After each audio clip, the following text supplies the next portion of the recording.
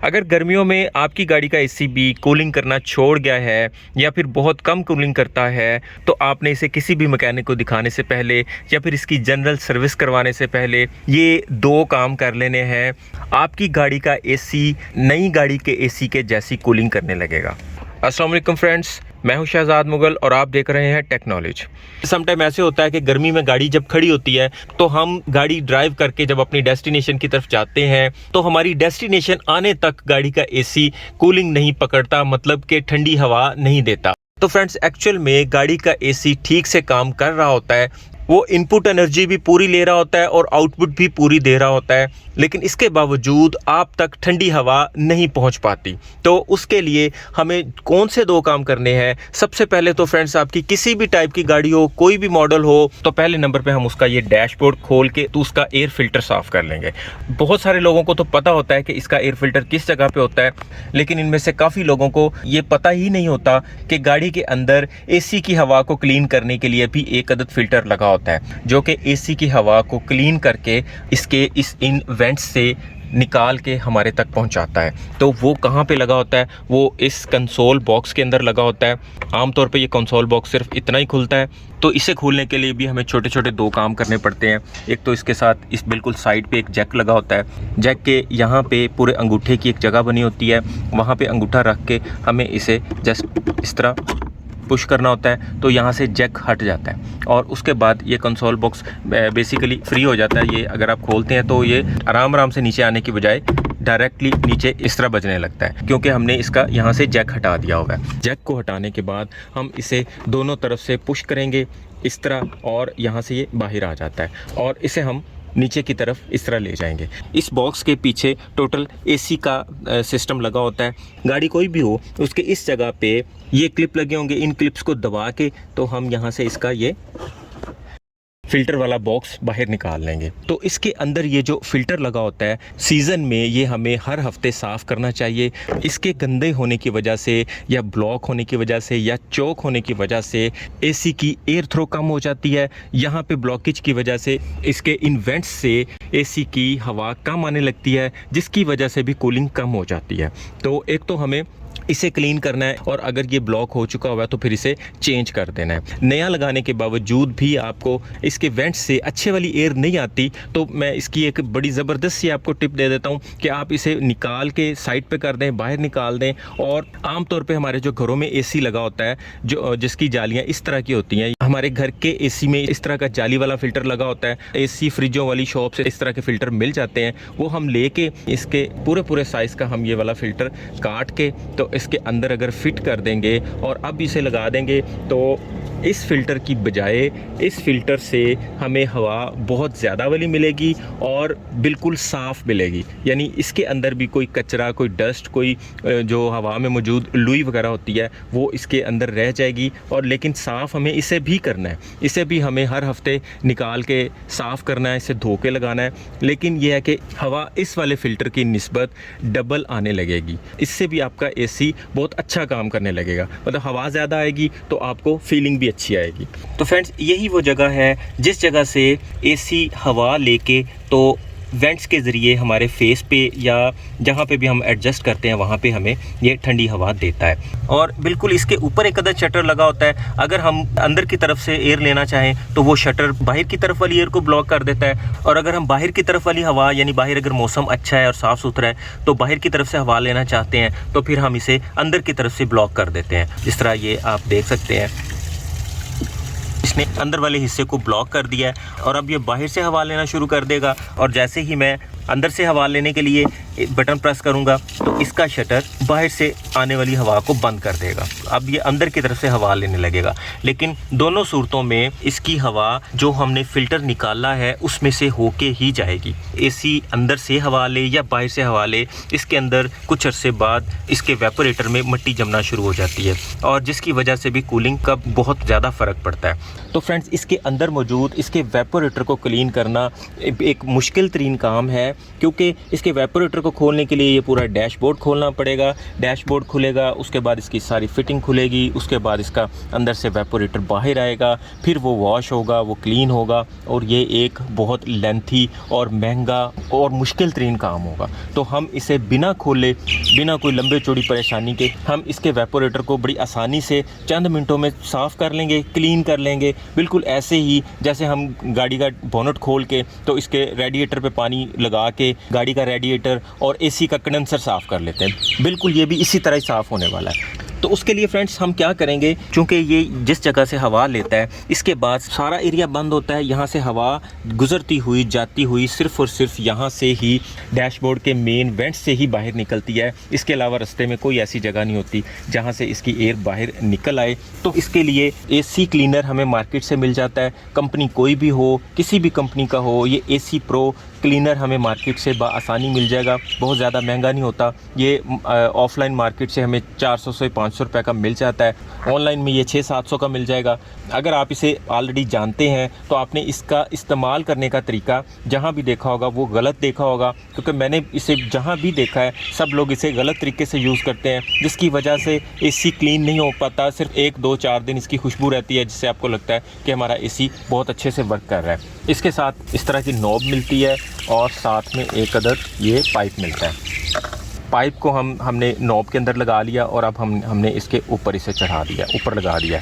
अब नॉर्मली क्या होता है, जो भी इससे एसी को क्लीन करने का काम लेता है वो उसे एसी के इस जगह पे भर देता है, जबकि इस जगह पे सिर्फ इसके यहाँ वाला एरिया तो क्लीन हो जाता है, लेकिन एसी का जो मेन वेपोरेटर होता है जो इसके अंदर होता है, हवा इस जगह से जाके नीचे की तरफ से होके इस वेपोरेटर के अंदर आती है। वेपोरेटर के अंदर आने के बाद हवा ठंडी होती है और यहाँ से ठंडी हवा हमें मिलती है, और अगर ये वेपोरेटर ही चोक हुआ हो तो हवा ठंडी नहीं मिलती।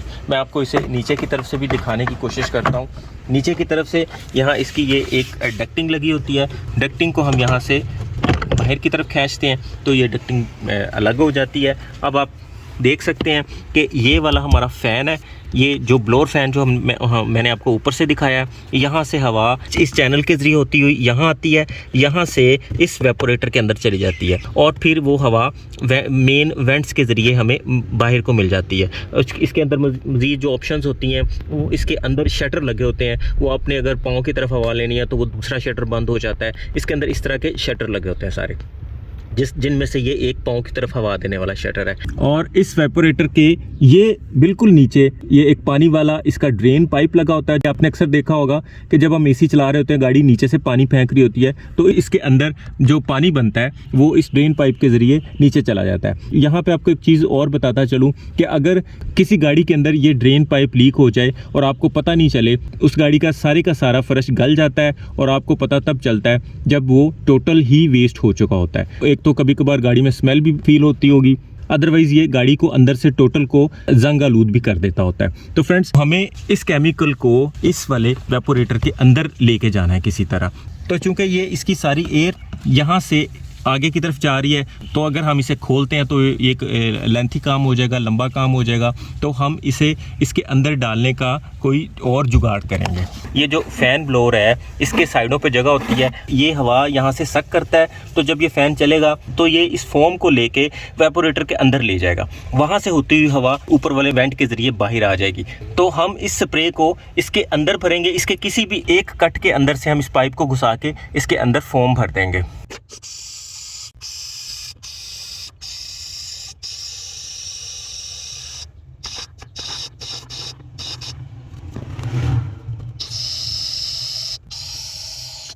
अब हम इसके फ़ैन को चला देंगे ताकि इसका ये सारी फोम वेपोरेटर के अंदर चली जाए, और डैशबोर्ड के जितने वेंट्स हैं वो सारे के सारे खोल देंगे और फ़ैन को फुल स्पीड पे कर देंगे। अब इस जगह से जितना स्प्रे है ये धीरे धीरे वेपोरेटर के अंदर चला गया हुआ है। अब हम जब इसके फ़ैन को चलाएंगे तो ये इसके वेपोरेटर के अंदर पूरे का पूरा सर्कल करेगा, और ये जितना स्प्रे होगा जब अपना काम कर चुका होगा तो ये इस पाइप के ज़रिए इसके नीचे गिर जाएगा सारे का सारा, और हमारा वेपोरेटर बिल्कुल क्लीन हो जाएगा। हमें 5 से 10 मिनट के लिए इस ब्लोअर को चला के रखना पड़ेगा और ये इसके अंदर सारे का सारा वर्क करता रहेगा और क्लीन होता रहेगा। ये सारा काम करने के बाद अगर आपके पास फोम बच जाता है तो फिर इसके ये ऊपर वाले वेंट्स भी क्लीन करने के लिए, ये सिर्फ ऊपर से क्लीन होंगे, इससे एसी के वेपोरेटर का या एसी के इनर सिस्टम का क्लीन होने का कोई ताल्लुक नहीं है। ये सिर्फ इसलिए है कि इसके ये ऊपर से क्लीन हो जाए और ताकि ये आपको कुछ चंद दिन अच्छी खुशबू देने लगे बस।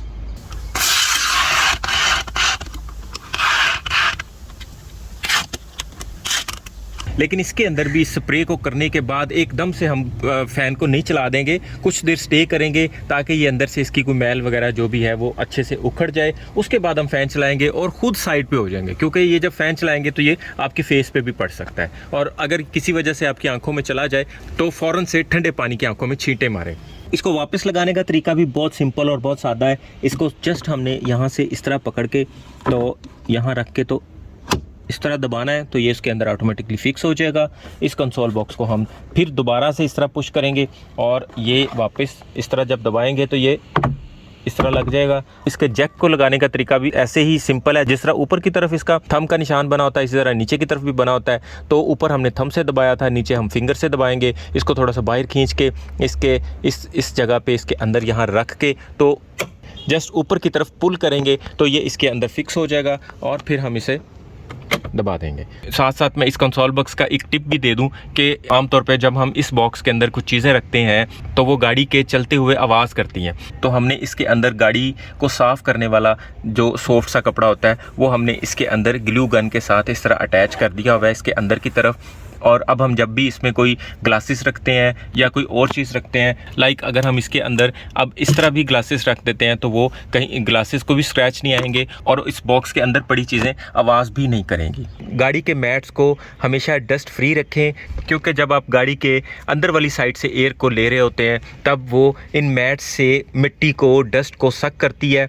तो इसलिए स्पेशली स्टीयरिंग के दूसरे वाली साइड वाला मैट हमेशा साफ़ रखें।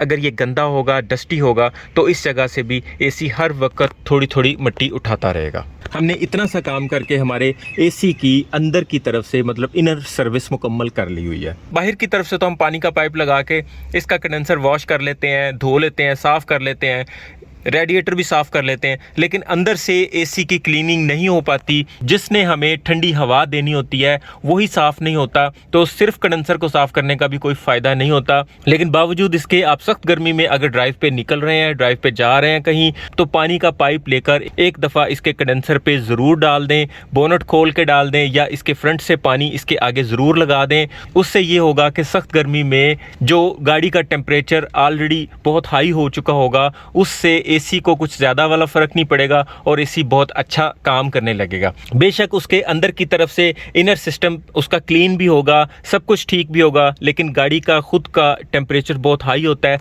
जिसकी वजह से गाड़ी जल्दी कूलिंग नहीं कर पाती। तो अगर हम इसे फ्रंट से पानी लगा दिया करें और उसके बाद गाड़ी को ड्राइव पे लेके जाएं और एसी ऑन करेंगे तो एसी की परफॉर्मेंस 2 गुनी हो जाएगी, इवन बहुत अच्छी हो जाएगी। वीडियो अच्छी लगे तो इसे लाइक और दोस्तों में शेयर लाजमी कीजिएगा। अभी के लिए इतना ही। अपना और अपनों का ख्याल रखिएगा। बहुत बहुत शुक्रिया। अल्लाह हाफ़िज़।